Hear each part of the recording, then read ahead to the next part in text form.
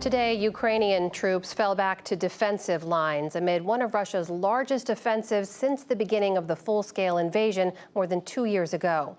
President Volodymyr Zelenskyy has postponed all foreign travel, and the U.S. Secretary of State announced new weapons deliveries while in Ukraine. But as Nick Schifrin reports, in northeast Ukraine's Kharkiv, the front is fragile.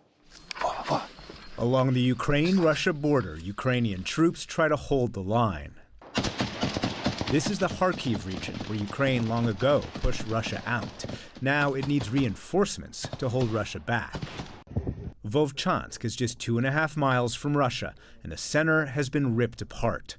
A Ukrainian soldier fighting in the city sent us videos of Russian shelling and Russian troops on the city's edge. He says with the help of drone attacks on Russian tanks today, they pushed Russian troops back. But he still fears Russia could take the city. The situation in Volodymyr is very dire. For the 6th day in a row, the enemy has been bombarding the city with all possible weapons and munitions, rockets, artillery, and bombs. Tamaz Gambarashvili is the regional administrator in Volodymyr. He says the defensive lines built in other areas, including trenches and anti-tank dragon's teeth, aren't as robust near Volodymyr.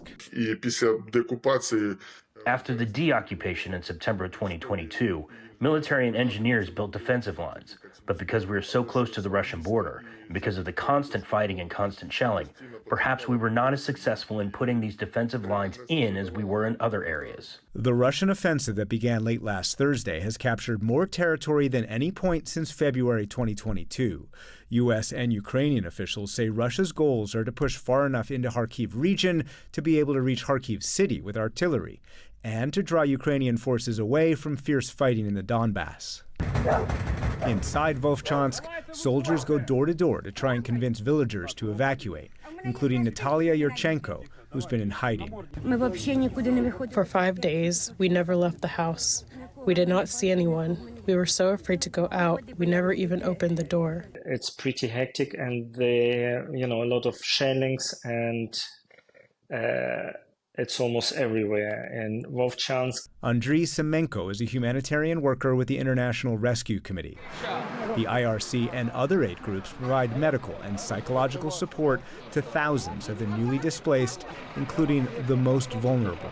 Some of the children, their moods are up and down, and they might, start crying straight away without any reasons. From the sound of, if the door closed, kind of very loudly, they would get like a fright reactions, and they would, some of them burst into tears, and you'd have to calm them down, so that you're safe and you're okay. And Kharkiv city's scars from Russia's 2022 campaign haven't yet healed. But today, the buildings bear new wounds, and residents flee with only their most precious belongings. There was an explosion, then a cloud of dust.